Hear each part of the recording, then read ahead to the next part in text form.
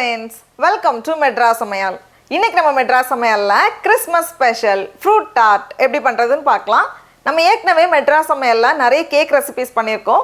அதனால இன்னைக்கு வந்து கொஞ்சம் வித்தியாசமா வீட்ல இருக்கக்கூடிய பேசிக் பொருட்கள் வச்சு fruit tart எப்படி பண்றதுன்னு பார்க்கலாம். ஃபர்ஸ்ட் வந்து நம்ம வெளிய இருக்கக்கூடிய அந்த crust தயார் பண்ணனும். ஃபர்ஸ்ட் ஒரு மிக்ஸி ஜார்ல 2 டேபிள்ஸ்பூன் சர்க்கரை சேர்த்து இந்த மாதிரி நல்லா பவுடர் பண்ணி வச்சுக்கோங்க. அடுத்து 1/4 கப் unsalted butter. இதை வந்து முன்னாடி எடுத்து வெளியே வச்சுக்கோங்க. இந்த மாதிரி சாஃப்டாக இருக்கணும். இது வந்து 50 கிராம். இதை ஒரு மிக்சிங் பவுலில் மாற்றிட்டு ஒரு நிமிஷம் ஃபஸ்ட்டு வந்து நம்ம நல்லா அடித்து வச்சிடலாம். கொஞ்சம் சாஃப்டாக வரும். அதுக்கப்புறமா நம்ம பவுட்ரு பண்ணி வச்சுருக்கோம்ல சர்க்கரை, அது கூடவே ஒரு சிட்டிகை உப்பு சேர்த்துட்டு மறுபடியும் இதை வந்து ஒரு வாட்டி நம்ம நல்லா பீட் பண்ணணும். இப்போ இதில் 1 கப் மைதா மாவு, இது வந்து 125 கிராம் இருக்கும். இதையும் உள்ளே சேர்த்துட்டு ஃபஸ்ட்டு ஒரு வாட்டி நம்ம நல்லா கலந்து வச்சிடலாம். இந்த மாதிரி கலந்ததுக்கப்புறமா கொஞ்சமாக தான் தண்ணி தேவைப்படும். நான் வந்து 2 டேபிள் ஸ்பூன் தண்ணி எடுத்திருக்கேன். சாதாரண பச்சை தண்ணி தான் எடுத்திருக்கேன். சேர்த்துட்டு லேசாக நம்ம கலந்து எல்லாமே சேர்ந்து வந்தால் போதும். சப்பாத்திக்கு பிசைகிற மாதிரி நம்ம டைட்டாக பிசையக்கூடாது. பிசைய ஹார்ட் ஆயிரும். அதனால் இந்த மாதிரி எல்லாம் சேர்ந்து வந்தாலே போதும். இதை வந்து உடனே பண்ணுறதா இருந்தாலும் பண்ணலாம். ஆனால் கொஞ்சம் நேரம் ஃப்ரிட்ஜுக்குள்ளே வச்சுட்டு எடுத்தோம் அப்படின்னா விரிக்கிறதுக்கு ஈஸியாக இருக்கும். அதனால இதை மூடி வச்சுட்டு கொஞ்ச நேரம் ஃப்ரிட்ஜில் வச்சுட்டு எடுத்துக்கோங்க. ரெடியாக இருக்குது. இனி இதை வந்து நம்ம விரிச்சிடலாம். கீழே வந்து கொஞ்சம் மாவு தேய்ச்சிக்கோங்க, இல்லைனா ஒட்டுற மாதிரி இருக்கும். மேலேயும் கொஞ்சம் மாவு வச்சுட்டு நம்மளோட பை பேன் அளவுக்கு நம்ம வந்து விரிக்க.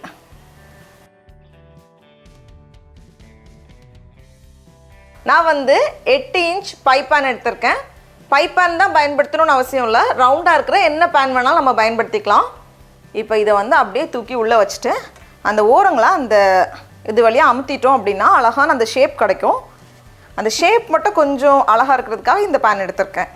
இதை வந்து லைட்டாக ஃபோர்க் வச்சு குத்தி வச்சுக்கோங்க. அப்போ தான் அழகாக பேக் ஆகி வரும். இல்லை நடுவில் அங்கங்கே எழும்பின மாதிரி இருக்கும். ஃபஸ்ட்டு இந்த க்ரஸ்ட்டை மட்டும் நம்ம பேக் பண்ணோம். அவனை வந்து 350 டிகிரி ஃபாரன்ஹீட் இல்லைனா 175 டிகிரி செல்சியஸ்க்கு 10 நிமிஷம் ப்ரீ ஹீட் பண்ணிவிட்டு இதை உள்ளே வச்சுட்டு 17லேருந்து 18 நிமிஷம் போல் ஆகும் பேக் ஆகிறதுக்கு. அழகாக பேக் ஆகி வந்திருக்கு. இதை வந்து கொஞ்ச நேரம் நம்ம ஆற வச்சிடலாம். அதே மாதிரி இதை வந்து நம்ம குக்கர்லேயும் செய்யலாம். எப்பவும் போல் ஒரு லேயர் உப்பு சேர்த்துட்டு தூக்கி வைக்கிறதுக்காக ஒரு ஸ்டாண்ட், அப்புறமா குக்கரை மூடி வச்சுட்டு 5 நிமிஷம் மிதமான சூடில் நம்ம வந்து ப்ரீ ஹீட் பண்ணணும். குக்கரில் வைக்கிறதுக்காக நம்ம பண்ண அளவுலேருந்து பாதி வச்சு இன்னொரு பேட்ச் பண்ணியிருக்கேன். இதையும் விரிச்சிட்டு இதுக்கு வந்து நான் இன்றைக்கி 6 இன்ச் பேன் எடுத்திருக்கேன். உள்ளே வச்சுட்டு இந்த ஓரங்களை அப்படியே நம்ம ட்ரிம் பண்ணிடலாம். அப்போ வந்து அந்த சமமாக அழகாக வேகும். இப்போ குக்கர் ப்ரீ ஹீட் ஆனதும் உள்ளே வச்சுட்டு மூடி வச்சுட்டு மிதமான சூடில் 12லேருந்து 14 நிமிஷம் போல் ஆகும் பேக் ஆகிறதுக்கு.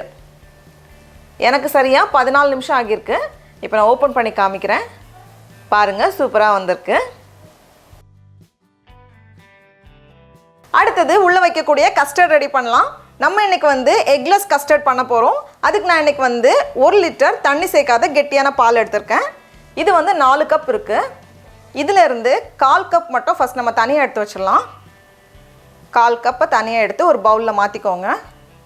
கூடவே 4 டேபிள் ஸ்பூன் சோள மாவு, அப்படி இல்லைனா சோள மாவுக்கு பதிலாக 1/4 கப் கஸ்டர்ட் பவுடரும் நம்ம சேர்த்துக்கலாம். எதுனாலும் பரவாயில்ல.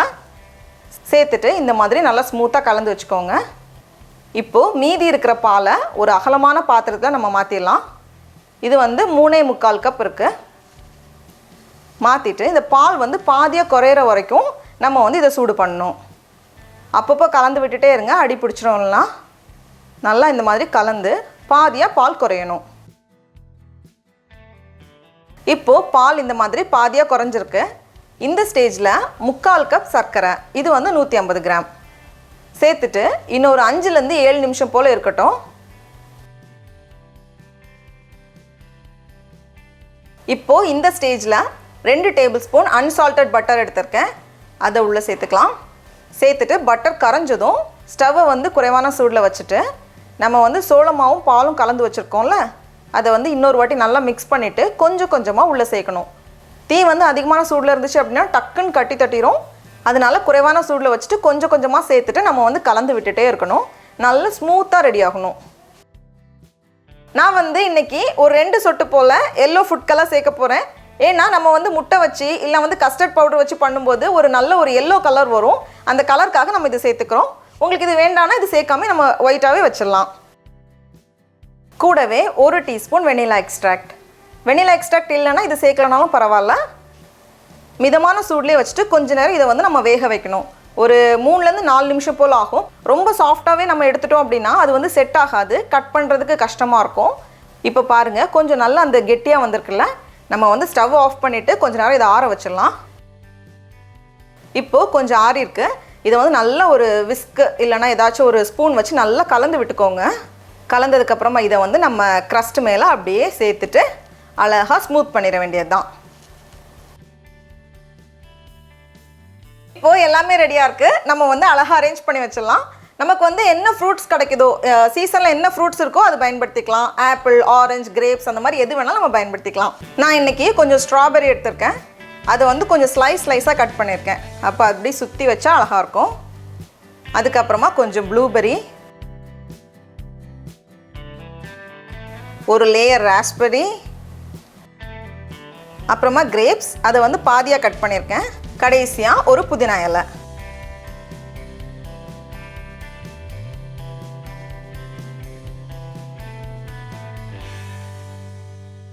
டடா, நம்மளோட ஃப்ரூட் டார்ட் ரொம்ப ரொம்ப சூப்பராக அழகாக தயாராகிடுச்சு.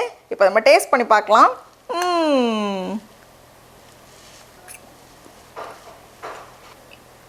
ரொம்ப ரொம்ப சூப்பராக இருக்குது. நீங்களும் கண்டிப்பாக இந்த ரெசிபியை வீட்டில் செஞ்சு பாருங்கள். உங்களுக்கு இந்த வீடியோ பிடிச்சிருந்துச்சுன்னா மெட்ராஸ் சமையலுக்கு சப்ஸ்கிரைப் பண்ணுங்கள். நாவின் சுவை எறும்புகள் மலரட்டும்.